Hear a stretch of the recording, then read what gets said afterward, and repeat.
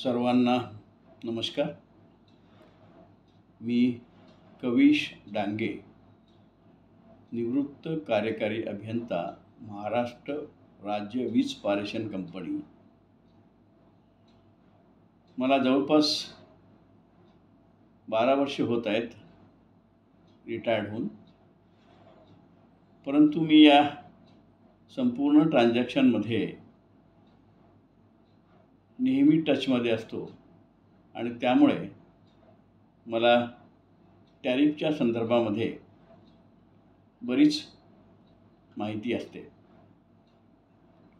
कारण टॅरिफ ठरवण्याचे अधिकार MERCला आहेत आणि त्यामुळे MERCचे जे टॅरिफ ऑर्डर असतात याचं वाचन मी नेहमी करत असतो.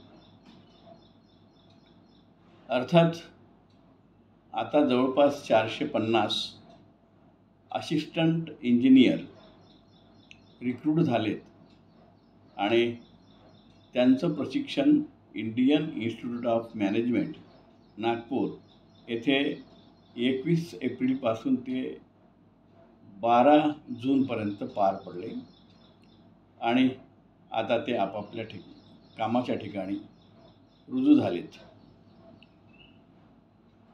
आम्हीसुद्धा फॅकल्टी म्हणून ट्रेनिंग सेंटरला शिकवायला जात होतो. परंतु कदाचित धोरणात्मक निर्णय असेल, इंडियन इन्स्टिट्यूट ऑफ मॅनेजमेंट नागपूरला जे ट्रेनिंग झालं त्यामध्ये आम्हाला ती संधी नाही मिळाली. अर्थात हा धोरणात्मक निर्णयाचा भाग आहे, त्यामध्ये आमचा कोणताही ग्रीव्हन्स नाही. वीज मंडळाचे विभाजन होऊन आता 20 वर्ष झाले आणि प्रत्येक वर्षाला वर्धापन दिन हा साजरा होत असतो. आपण जर वीज पारेषण कंपनीच्या प्रगतीचा आलेख बघितला तर ट्रान्समिशन कॅपॅसिटी जी आहे ती 2010-11च्या तुलनेमध्ये ही 2.6 पटीने वाढली आहे आणि त्याचा जो महसूल आहे हा महसूल 4.3 पटीने वाढलेला आहे. आणि आपण जर या वर्षीची MERCची टॅरिफ ऑर्डरचा अभ्यास केला तर जवळपास कितीतरी पाने कॅपिटलायझेशन वर नमूद केलेली आहे. म्हणजे थोडक्यात आपला जो कॅपिटल एक्सपेंडिचर होतो तो कॅपिटल एक्सपेंडिचर कॅपिटलायझेशन होत नाही आणि त्यामुळे MERC जे काही आपण कॅपिटलायझेशन दाखवतो ते डिसअलाउड करतात आणि नंतर मग हळूहळू ते अप्रूव्ह होतं. MERCचं असं म्हणणं आहे की कॅपिटल एक्सपेंडिचरचा जरी तुम्ही रूपांतर कॅपिटलायझेशनमध्ये केलं तरी जे काही असेट्स तुम्ही कमिशन केले त्यामधून जोपर्यंत महसूल मिळत नाही तोपर्यंत त्याला महत्त्व नाही आणि म्हणून कॅपिटलायझेशन होत नाही. आणि जर आपण बघितलं तर महाराष्ट्र राज्य वीज पारेषण कंपनीचे असेट्स जे आहेत ज्या प्रमाणात वाढायला पाहिजे त्या प्रमाणात वाढलेले नाहीत. कारण असेट ही अशी एक वस्तू आहे की जर ग्रोस फिक्स असेट्स जर वाढले तर त्याच्यावरती डेप्रिसिएशन अवलंबून आहे. कारण डेप्रिसिएशन हा वार्षिक महसुलाची आवश्यकता या संज्ञेमध्ये मोडते. आणि दुसरी बाब, जर फिक्स असेट वाढले तर आपली इक्विटी वाढते. इक्विटी म्हणजे आपलं भाग भांडवल वाढते आणि भाग भांडवलावरती आपल्याला रेट ऑफ रिटर्न मिळतो. म्हणजे किती पर्सेंटेज आपल्याला फायदा झालेला आहे ते MERC मंजूर करते. परंतु आपले असेट वाढत नसल्यामुळे त्याचं कॅपिटलायझेशन होत नाही.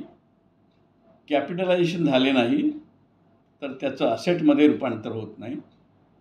असेटमध्ये रूपांतर झाले नाही तर आपल्याला वार्षिक महसुलाची आवश्यकता जी आहे डिप्रिसिएशन ते कमी मिळते आणि इक्विटीमध्ये रूपांतर करताना त्याचं व्हॅल्युएशनसुद्धा कमी होते आणि त्याच्यामुळे रेट ऑफ रिटर्न जो आहे तो कमी मिळतो. जवळपास MERC आपल्याला 22% 23% पर्यंत रेट ऑफ रिटर्न मिळत आहे. आता यापुढे TBCB येणार आहे आणि TBCBमध्ये जवळपास 36,000 कोटीचा टार्गेट आहे.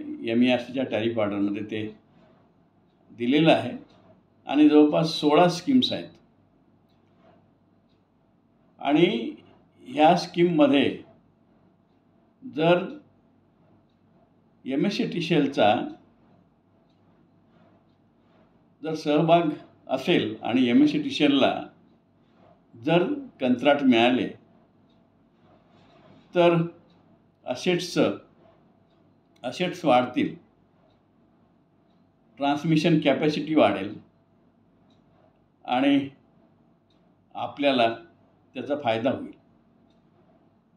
आणि समजा या TBCBच्या माध्यमातून, TBCB म्हणजे टॅरिफ बेस्ड कॉम्पिटिटिव्ह बिडिंग, या माध्यमातून समजा जर कंत्राट मिळाले नाही तर मात्र MSCTCLच्या ट्रान्समिशन कॅपॅसिटीमध्ये वाढ होणार नाही आणि त्यामुळे महसूल जो आहे महसूल वाढणार नाही आणि म्हणून त्या संबंधाने आपण त्याकडे लक्ष दिलेलं आहे पाहिजे.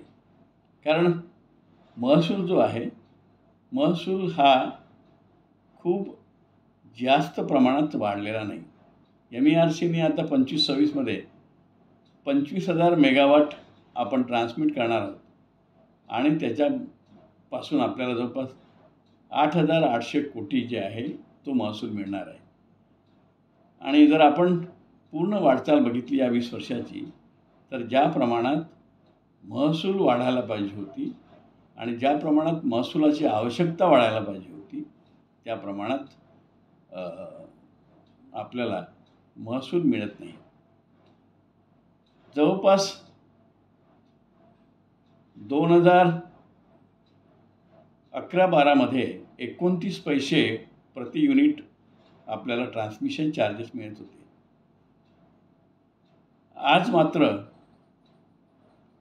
ती जी रक्कम आहे रेव्हेन्यूची महसुलाची ती रक्कम आपल्याला 50 पैसे प्रति युनिट प्रमाणे मिळते आहे. आणि म्हणून जर महाराष्ट्र राज्य वीज पारेषण कंपनीला चांगले दिवस यायचे असतील किंवा महाराष्ट्र राज्य वीज पारेषण कंपनीची वर्धन क्षमता वाढायची असेल तर त्याचं पॉवर इव्हॅक्युएशन हे महत्त्वाचं आहे. म्हणजे थोडक्यात स्वतःचं ट्रान्समिशन असायला पाहिजे आणि त्यातून ट्रान्समिशन कॅपॅसिटी वाढायला पाहिजे आणि त्यानंतर ट्रान्समिशन कॅपॅसिटी वाढली तर ॲटोमॅटिक महसूल वाढेल, असेट वाढतील, डिप्रिशिएशनची रक्कम मिळेल, रेट ऑफ रिटर्न इक्विटीप्रमाणे जास्त मिळेल, अशी परिस्थिती होईल. यापुढे STU TBCBमुळे STU सेपरेट होणार आहे, त्याला स्वतंत्र अस्तित्व निर्माण होणार आहे. त्यानंतर लोड डिस्पॅच सेंटर म्हणजे सेंट्रल लोड डिस्पॅच सेंटर, त्याला पोसोको असं म्हणतात, आणि पोसोकोचे नामविधान आता वेगळं झालेलं आहे सेंट्रल लोड डिस्पॅच सेंटरचं. आणि त्यामुळे लोड डिस्पॅच जे आहे ते सेंट्रल गव्हर्नमेंटच्या अखत्यारीत येऊन ते सेंट्रल लोड डिस्पॅचच्या अंडरमध्ये कदाचित येऊ शकते. आणि त्यामुळे महाराष्ट्र राज्य वीज पारेषण कंपनीच्या वर्धन क्षमतेवरती मात्र नंतर काही वर्षानंतर प्रश्नचिन्ह निर्माण होईल. जे काही आडाखे MERCनी बांधलेले आहेत आणि जे काही रेव्हेन्यू आणि इतर बाबीवरती जो प्रकाश टाकला आहे ते साध्य झालं तर फारच चांगलं. आणि ते साध्य होण्यासाठी आपल्याला कोणत्याही परिस्थितीमध्ये TBCBमध्ये जे काही कंत्राट असेल ते मिळालं पाहिजे. आणि जर मिळालं नाही तर महाराष्ट्र राज्य वीज पारेषण कंपनीची जी परिस्थिती आहे ती परिस्थिती म्हणजे फार चांगली असेल असं म्हणता येणार नाही. आणि म्हणून आजच्या घडीला आपले असेट्स वाढायला पाहिजे. आणि असेट वाढण्यासाठी ट्रान्समिशन कॅपॅसिटी वाढायला पाहिजे. आणि ट्रान्समिशन कॅपॅसिटी वाढायसाठी इव्हॅक्युएशन हे वाढायला पाहिजे. सध्याच्या स्थितीमध्ये रिन्युएबल एनर्जीवर भर आहे आणि त्याचा संपूर्ण control Maharashtra development energy agency MEDA यांच्याकडे आहे. आणि मेडा हे गव्हर्नमेंटचा कंट्रोल असल्यामुळे ते स्टेट गव्हर्नमेंटच्या संपूर्ण अखत्यारीत आहे. आणि जे काही सोलरचं आपण इव्हॅक्युएशन करतो ते ORC स्कीममध्ये जातं. आणि ORCमध्ये फक्त आपल्याला सुपरविजन चार्जेसच मिळतात. त्याच्यामध्ये आपले स्वतःचे असेट निर्माण होत नाही. आणि स्वतःचे असेट जोपर्यंत निर्माण होत नाही तोपर्यंत या महाराष्ट्र राज्य वीज पारेषण कंपनीला चांगले दिवस भविष्यामध्ये येणार नाहीत हे स्पष्ट आहे. आणि म्हणून जो काही राज्य शासन किंवा महाराष्ट्र राज्य वीज पारेषण कंपनी धोरणात्मक निर्णय घेणार असेल त्या धोरणात्मक निर्णयामध्ये आपलं स्वतःची ट्रान्समिशन कॅपॅसिटी कशी वाढेल याचा प्रयत्न झाला पाहिजे. आणि ट्रान्समिशन कॅपॅसिटी जर वाढली तर आपलं डेप्रिसिएशन वाढेल. डेप्रिसिएशन वाढलं तर इक्विटी वाढेल. आणि इक्विटी जर वाढली तर सध्याच्या स्थितीमध्ये डेट इक्विटी जो रेशो आहे 70-30 म्हणजे 30 जर आपलं भांडवल असेल तर 70 आपल्याला लोन मिळते. याच्यामध्ये सुद्धा वर्धन क्षमता वाढेल. आणि म्हणून त्या अनुषंगाने महाराष्ट्र राज्य वीज पारेषण कंपनीने धोरणात्मक निर्णय घेऊन TBCBच्या माध्यमातून जे काही कंत्राट आहे ते कंत्राट आपल्याला कसं मिळेल आणि आपलं स्वतःचं भागभांडवल कसं वाढेल यासाठी प्रयत्न करणे गरजेचे आहे. धन्यवाद. जय हिंद, जय महाराष्ट्र.